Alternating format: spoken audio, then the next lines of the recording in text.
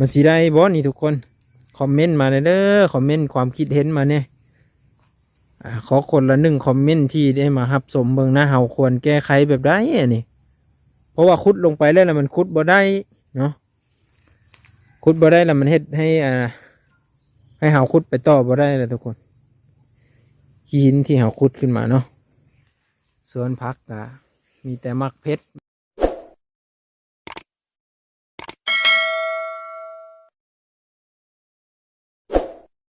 สวัสดีครับสบายดีพ่อแม่พี่น้องเมื่อนี้มาหาน้องลิเดี๋ยวมื่อนี้เพิ่นสิพาไปเบิ่งห้องน้ำเนาะกาคลิปก่อนก็ขอโทษขออภัย FC หลายๆเนาะที่ว่าเฮ็ดคลิปเกี่ยวกับขุดห้องน้ำและขุดห้องน้ำจนสุดคลิปเลยนะเพิ่นว่าเพิ่นเลยก็สิมาเบิ่งแต่ขุดห้องน้ำมันก็บ่แม่นแล้วเพิ่นว่าขอโทษขออภัยหลายๆพี่น้องมาโตแม่นเพิ่นอันนี้น่ะปกเพิ่นเลยไว้นี่น้องลิโอ้เอาสบายดีก่อนสบายดีโอ้ยหนุ่งทรงตากะโลอ้อยอันอมแอมแท้ห้ามบ่ไ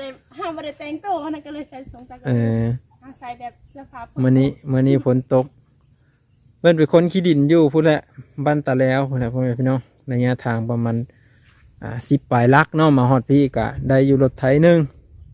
เพื่อว่าจะเอามาก่อห้องน้ำFC เพิ่นก็เว้าคือมื้อนั้นแหละพี่น้องขอโทษขออภัยหลายๆเด้อทางบ้างผู้เฮ็ดคลิปนี่ก็ได้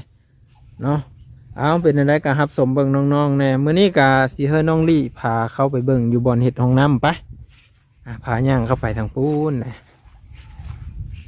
ห้องน้ำทางข้างไหนเนาะ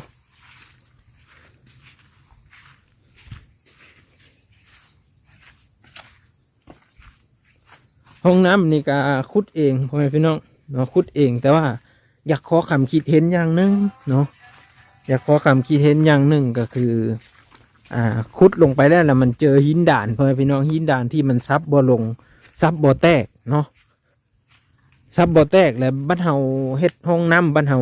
ใส่ท่อแล้วนี่มันสีน้ำมันบ่อ่างแบบนี้บ่ทุกคนนี่เห็นบ่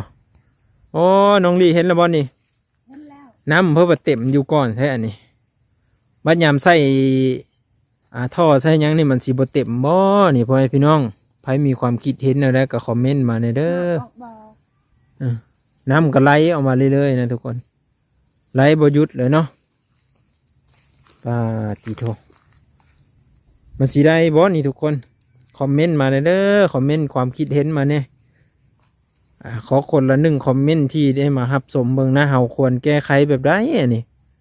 เพราะว่าขุดลงไปแล้วมันขุดบ่ได้เนาะ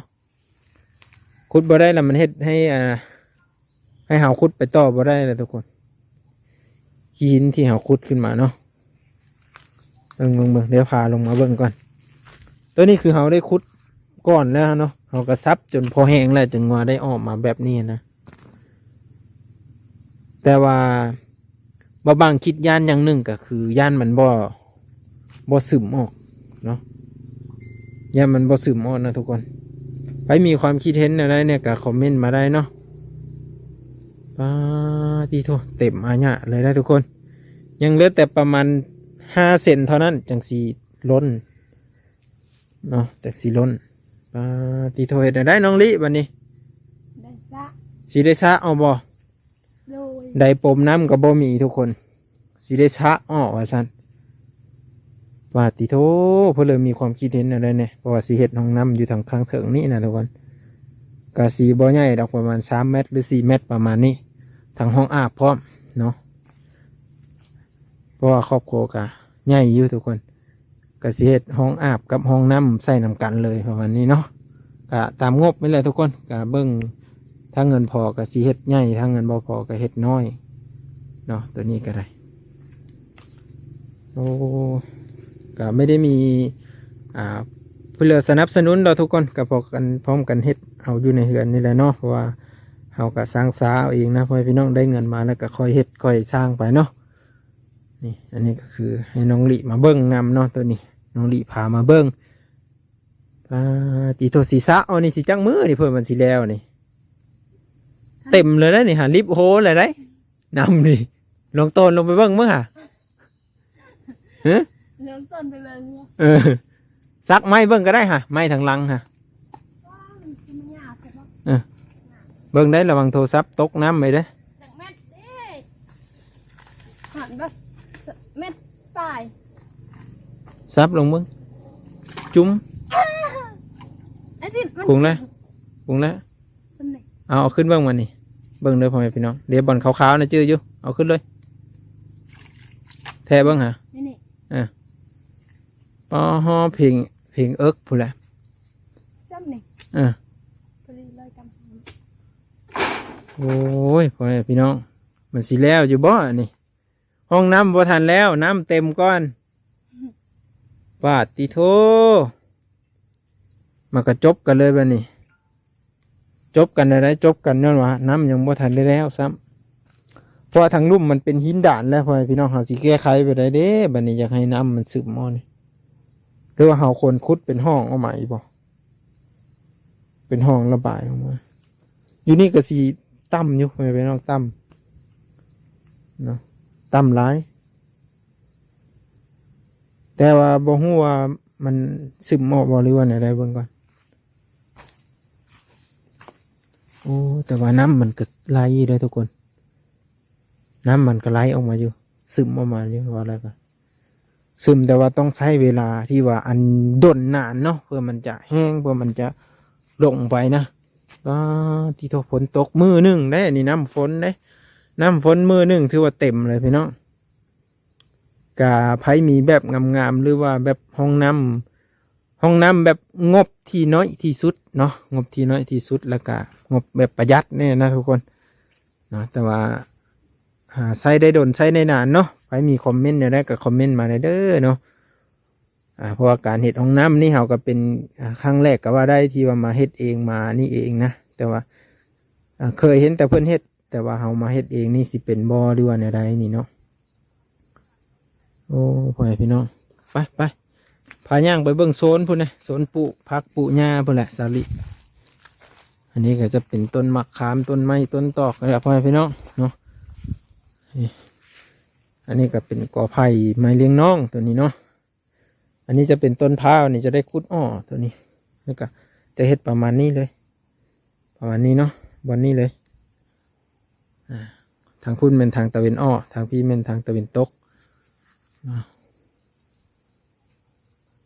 ประมาณนี้พ่อแม่พี่น้อง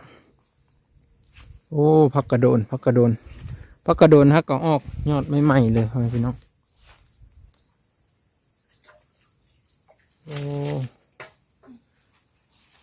อันนี้เป็นต้นผูของแม่เนาะแม่เป็นปลูกผูนี่ผูกันหลายใบต้นมันสุกมันเลิ้งแล้วก็มีพ่อแม่พี่น้องไปเดี๋ยวผาย่างไปเบิ่งสวนผักสวนขัวไปนี่สวนตัวนี้เป็ดไก่เพื่อนก็อยู่ตามเดินตามนี่แหละเนาะพอพ้นเสาตกแล้วเขาออกไปหาอยู่หากินแล้วพ่อแม่พี่น้องผักกะงามอยู่กำลังเกิดกำลังอันนี้ขึ้นมาเลยผักบงกันหลายพ่อแม่พี่น้องผักบงเนาะต้นกล้วยนี่ก็เอามากะน้อยๆที่ว่าจนคิดว่ามันซีบอกเกิดได้ทุกคนแต่ว่ามันก็เกิดให้เนาะเกิดให้แล้วก็ได้พอได้ใส่ใบมันพุดพ่อแม่พันธุ์มันอยู่พุดเนาะของพ่อเฒ่าขอเป็นต้นหนึ่งมาปลูกแล้วก็ตัวนี้จะเป็น ใบนะใบมะกอกใบมะกอกแม่นยังนี่แหละตัวนี้นะเขาเอาไปกินกับลาบกับก้อยใบมันส้มๆเลยทุกคนอันนี้คือเครื่องปลูกของพังเนาะมันก็สีเขียวงามประมาณนี้เลยเนาะพอไหมพี่น้องเมื่อหน้าจังสีลงไปเอาดินไปหินอีกไปเอาดินทรายขึ้นมาอีกเนาะก็สีมาถ่ายให้เบิ่งอยู่พอไหมพี่น้องนี่ไปเดี๋ยวเอามาเบิ่งทางนี้น้องสาวเป็นว่าสีผาเฮามาเบิ่งต้นมะเพชรต้นมะฮุ่งก่อนพอไหมพี่น้องนี่โอ้มะเพชรกระไรเนาะดกแมันบ่ต้นมะเพชรกระดกโอ้กินกันจนมาสมุดเลยเนาะยันกินบ่ทันแน่พ่อแม่พี่น้องปลูกกกมักถั่วตัวนี้จะเป็นกกมักถั่วยังแล้วก็ตัวนี้จะเป็นโซนมะเพชรเนาะพี่ย่างมาพี่ต้นมะฮุ่งกันเนาะ เริ่มสิแก่แล้วล่ะวะต้นมะฮุ่งนี่ โดย เริ่มสิแก่แล้วเนาะโหสิงไข่กันหลายก็มาหลายปิ้นมาพี่นาตี้โอ้ยละผมเม็ดตึกเสือกอยู่อันนี้ทุกคนสิจื้อวะจื้อซาลี่บ่พ่อแม่พี่น้อง คน เนี่ย ดุปลูกก็เลยลายกันคนขี้ขานไม่ได้ลายเลย ยันมีจื้อแล้วเราหันหลังมาปัดผมยาวเอ้าแม่นอยู่บ่ว่าซั่นเอ้านี่ เจ้าอันนั้นส่วนกับเจ้าของกงามขึ้นเจ้าของ ป้าตีโทสวนผักกะมีแต่มักเพชรมักหุ่งเนาะพ่อแม่พี่น้องโอ้ยนี่เห็นบ่มักเพชรมักหุ่งก็หลายเพิ่นพาไปเบิ่งห้องน้ำเพราะเลยมามีความคิดเห็นอะไรก็คอมเมนต์มาได้พ่อแม่พี่น้องกับห้องน้ำที่กำลังจะสร้างเนาะแล้วก็คอมเมนต์มาได้แล้วก็จะเอานั่นไปแนะนำไปนำไส้เนาะเพราะว่าน้ำนี่บ่บางยันมันบ่ลงเนาะเพราะว่ามันเป็นหินด่านที่ว่าแข็งหลายพ่อแม่พี่น้องเนาะแต่ว่าน้ำฝนตกใส่นี่มันก็ยังซึมออกน้อยที่สุดนะคลิปหน้าพอกันเมื่อพ่อแม่พี่น้องคลิปนี้อำลาพาจากไปแล้วเอาสบายดีก่อนซาลี สบายดี ไปอำลาพาจากพ่อแม่พี่น้องบาทนี่ขอบคุญขอบคุณที่ติดตามและรับชม